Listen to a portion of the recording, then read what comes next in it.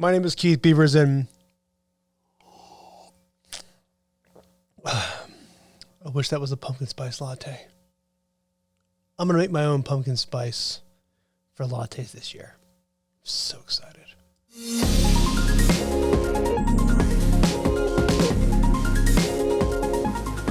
In the last episode, we talked about how Raymond Duncan came to Napa and started buying up land.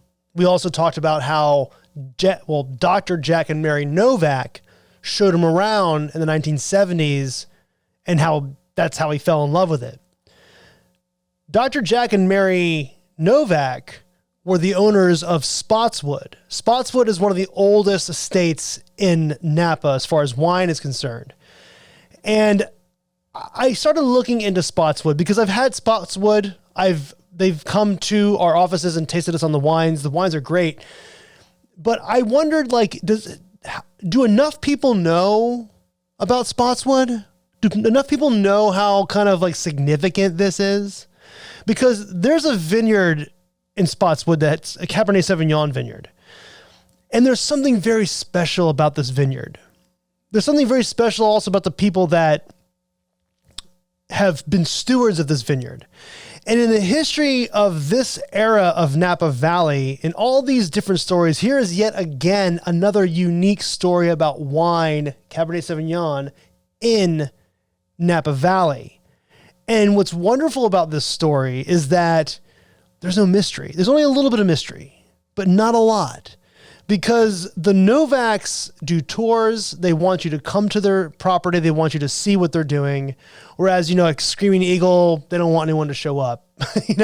Fine. It's all good. It's whatever you want to do. But there's something different about this. And the vineyard itself, where you have Screaming Eagle is a very specific vineyard. This vineyard is special, but in a different way. So let's get into it. So we've been talking a lot about St. Helena. St. Helena seems to be a place a lot of these young winemakers, future winemakers, when they came to Napa Valley, they would buy up land there.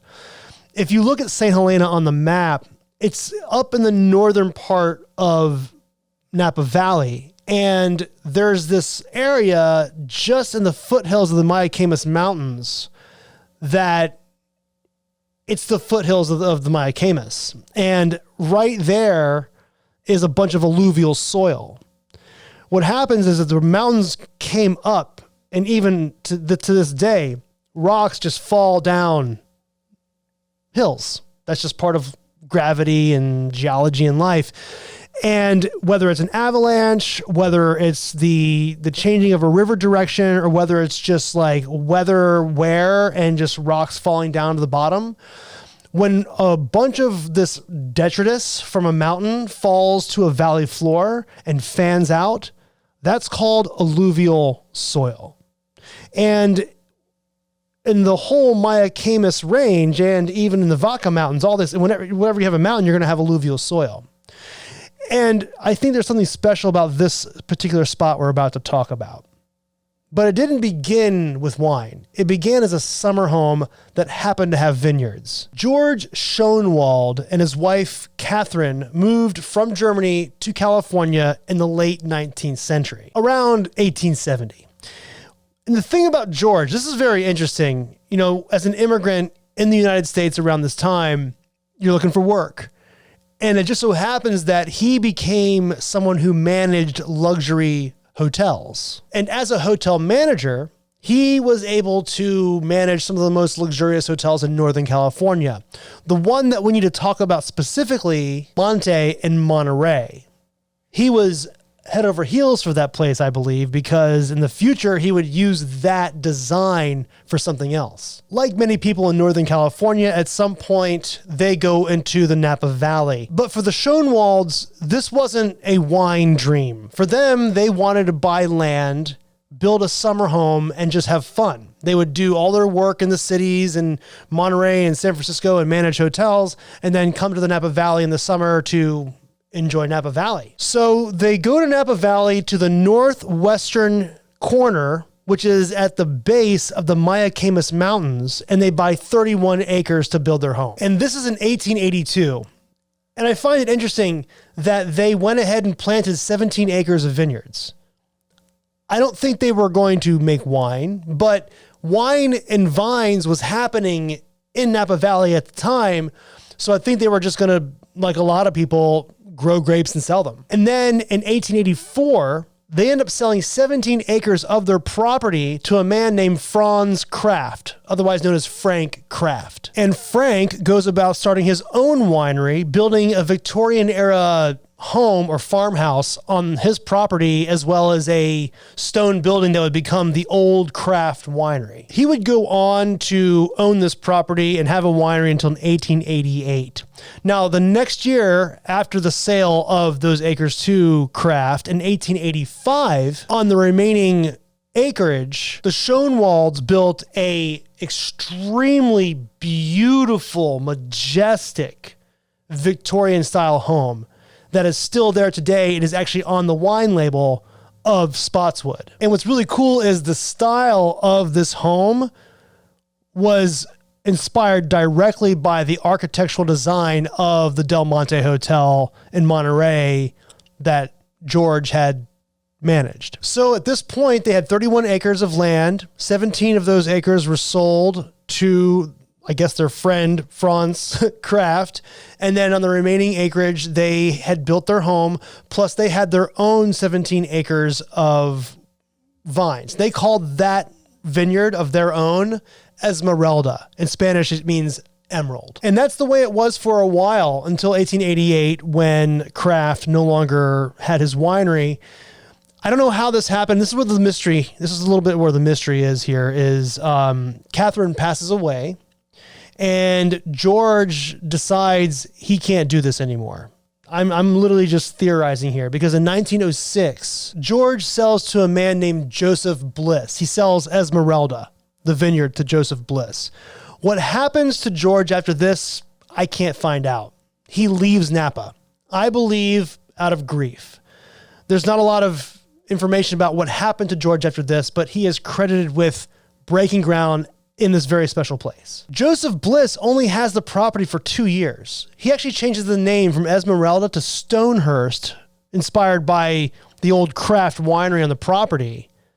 But after 2 years, he sells it. Bliss then sells in 1908 to Dr. George Allen, who renames the winery Lindenhurst because there are some linden trees on the property. He also goes about building a wrought iron fence around the property with a beautiful stone entrance gate with Lyndhurst sort of on the archway. A lot of hands are changing here. So in 1910, the doctor, George Allen, is like, I don't want to do this. I want to go back to the city. So he sells the entire property to a lady by the name of Susan Spotts. She ended up naming the estate Spottswoode Estate.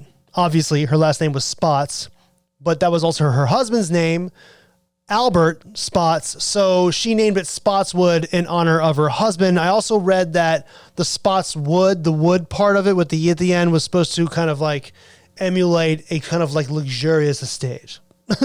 I'm not really sure what the Schoenwalds had planted in ground when they had the property, but when Susan Spotts took over the property, there's a list of vines that is said to have been planted in the vineyard, and they did it as a field blend, and I believe it was intentional. I'm not really sure, but they planted Zinfandel, Colombard, Green Hungarian, which is a white wine grape, they think from Romania or Hungary, Sauvignon Blanc, and Petit Syrah. The timing was a bit odd because here we are in 1910, and this decade we start seeing the temperance movement begin. It may have begun before that, but we start seeing it really ramp up.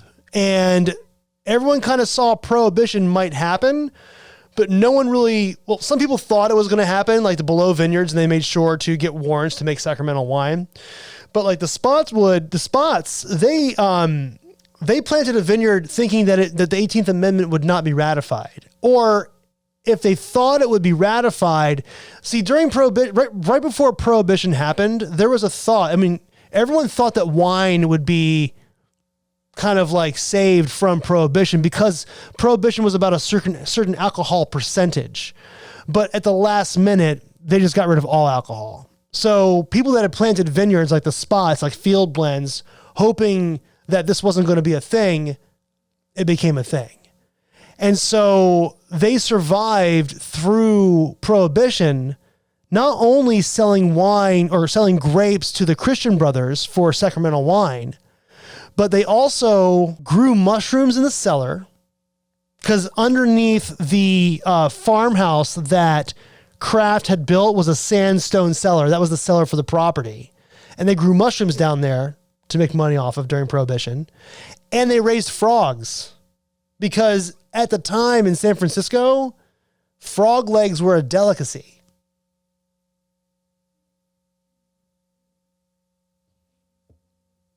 Even today, when you look at the Spottswoode property, it is beautiful. It is gorge, because not only was the property or the architecture inspired of the home, inspired by the Del Monte Hotel, but the landscaping was also inspired by the Del Monte Hotel. So a lot of palm trees, very floral. It was a beautiful property with this wrought iron gate. It had a sandstone cellar with a stone house on the other side of the road. It was just beautiful. So who would want to give that up? In 1930, not really knowing that in 1933 we would be out of the Prohibition, or maybe she does, I don't know. But in 1930, Susan Spotts was like, I think I'm done, but I don't want to sell this place, so I'm going to gift it to my family. Having no descendants, she gifted the entire property to her niece, Florence Holmes, and her niece's daughter, Constant Price. And their idea, because they lived in Berkeley, California, their idea was to have this as their second home. Coming out of Prohibition, the Spotts family still had their vineyards, so they were selling grapes to the Gallo family, who controlled the St. Helena Co-op, and were getting $300 a ton for their grapes, which today would be $700. So from the 1950s until the late 60s into the early 70s, I believe, from what I understand, is this property sold grapes. I don't know if wine was made on the property. I'm sure maybe some wine was made for home use, but I believe it was primarily sold fruit, unless somebody wants to correct me on that. I'm not really sure. I couldn't find anything. Because the next thing that happens is one of the most important moments for this vineyard. And that's when Dr. Jack and Mary Novak, who have 5 kids, they're looking for more space to raise their family, end up purchasing all 31 acres of Spottswoode in 1972. What I love about the Novaks is that they didn't have any experience in growing vines or making wine. They were just happy to have 31 acres to raise a family, which is really awesome. But they had a vineyard, 17 acres. What do you do? So they actually decided, okay, we have 17 acres. Let's buy 15 more. There happened to be a bordering farmland that was for sale. So they increased their acreage from 31 to 46. And this is where I believe that ancient alluvial soil at the base of this mountain in the northwestern part of the Napa Valley is realized. This is when the Novaks they rip up the pre-Prohibition vines and they plant Zinfandel, Cabernet Sauvignon, and Sauvignon Blanc. Zinfandel's always around. I don't want to get too scientific here, but they plant these vines on a specific rootstock, AXR1. Now, this rootstock in this soil with these vines is a natural recipe for success, depending on the humans taking care of the vines and making the wine. It just so happens that worked out. But unfortunately, it didn't work out the way it was supposed to, because unexpectedly, Jack Novak passes away in 1977. Mary has a big decision. Will she carry on the vision her and her husband had when they started this wine adventure? She decides, yes, I will keep to this vision. And she starts selling her fruit to places like Schaefer Vineyards and Duckhorn. So here we are at a moment, a very important moment in the history of Napa, in the history of Spottswoode, where it's from 1977 until 1982, a lot happens. The 1976 Judgment of Paris had already happened. 1981, Napa becomes an AVA. And around this time, Mary Novak hires a man named Tony Soter as the winemaker. If you've ever heard of Soter Vineyards in Willamette, Oregon, that's Tony Soter. He would eventually, he was with Spottswoode for 25 years and ended up leaving to go to Willamette, where he's from, Oregon, and make wine there. Soter Vineyards is amazing wine. If you get a chance, you should try it. We reviewed it. Go ahead and just search Soter Vineyards on VinePair's website. Amazing stuff. And I don't know if it was a Schaefer connection, because Tony Soter, the Spottswoods were selling grapes to Schaefer at one point. Also, Tony Soter made wine for Schaefer. He also made wine for Chaplet, and he made wine for Della Valle. And I don't know if this is serendipity or not, but in 1982, exactly 100 years after the land was actually purchased in 1883, Spottswoode releases a Cabernet Sauvignon under the Spottswoode label and is put into the sandstone cellar of the former Craft Winery. It was about 1,200 cases worth. And wait till I tell you how much they make these days. It's different, but not that much different. We'll get to it. The thing about Tony Soter is he was a guy thinking about sustainability at a time when no one was really talking about sustainability. And in 1985, he replanted the vineyard. The Zinfandel was replaced by Cabernet Franc and Merlot, still had the Cabernet Sauvignon and the Sauvignon Blanc, but he went about converting to organic. I'm not sure if Spottswoode was the first to kind of really look at organics, but they were one of the first. So this is what I'm thinking. Tony Soter saw something special in this particular area, the alluvial soil, where the vines are planted, and he set about converting this property to organic. And it's brilliant, because this kind of soil composition is great for wine. And if you start taking care of the soil and increase the biome and make it even healthier, the vines are just going to be happier. And this is what I think is special about Spottswoode, is that the successive stewardship of this vineyard and the ability of this vineyard to produce amazing wine is a testament to Mary Novak finding Tony Soter caring about this vineyard, and then it continuing to be taken care of in the way it's always been taken care of. And in doing so, consistently producing wine that is celebrated. It's awesome, because in 1987, Beth Novak, who is Mary's youngest daughter, comes online and becomes the CEO of Spottswoode. Well, she doesn't actually become the CEO until 1998, but she comes on board in 1987. And in 1989, I'm sure she's overseeing with her mom the purchase of the Stone Winery across the street. And in addition to that, they start renovating the old Victorian house.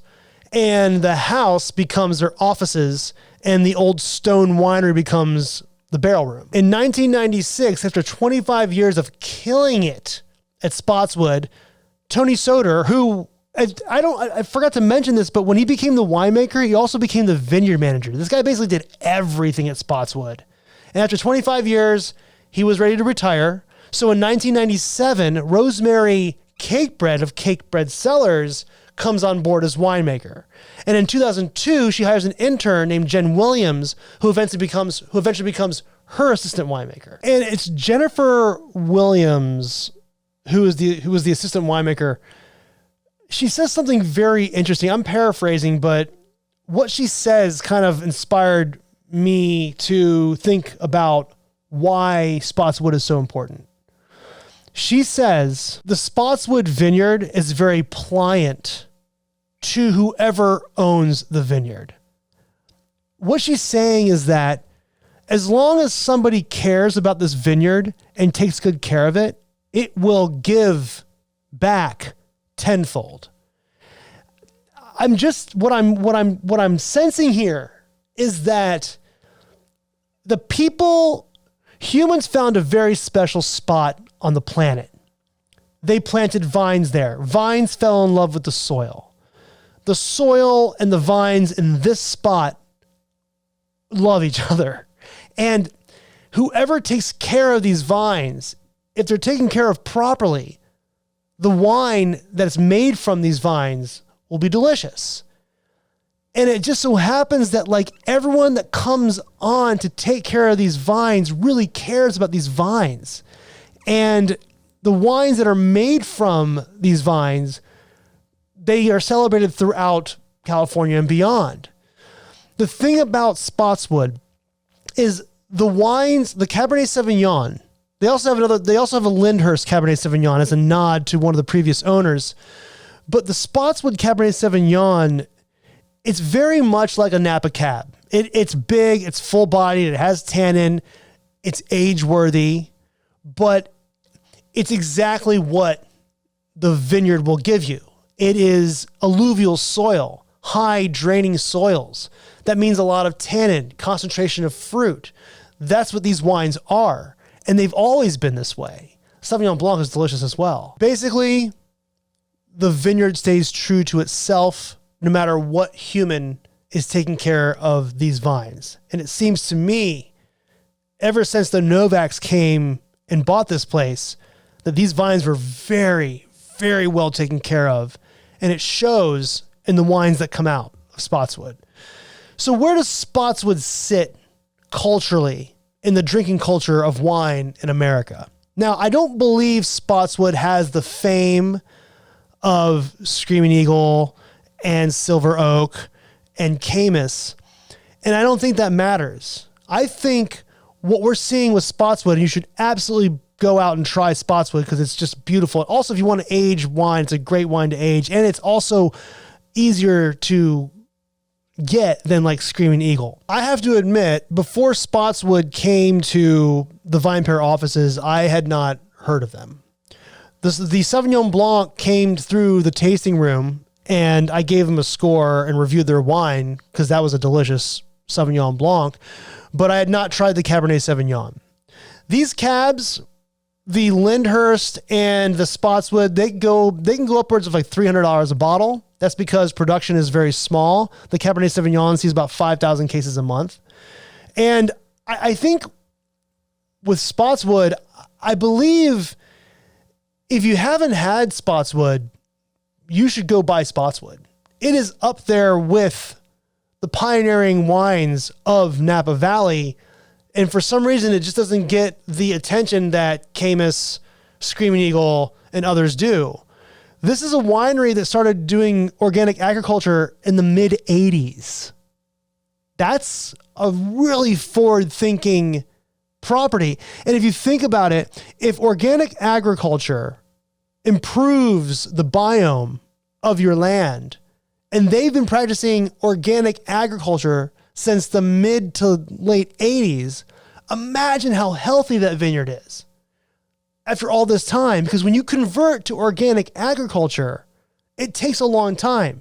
It takes a few years to prove you're organic to get a certification if you want it. But then after that, I mean, nothing happens overnight. Nature needs time. In organic agriculture, even though you're getting certified in a timely manner, nature may not be fully ready yet. This is a vineyard that has been organic since the mid 80s or late 80s. And I believe that's part of that's part of why Spottswoode is so special. So I think, so in the end, what I believe is that if you're going to buy Silver Oak, if you're going to buy Caymus, if you're going to buy Screaming Eagle, Spottswoode should be up there with what you buy. And that's how you wine 101 Spottswoode.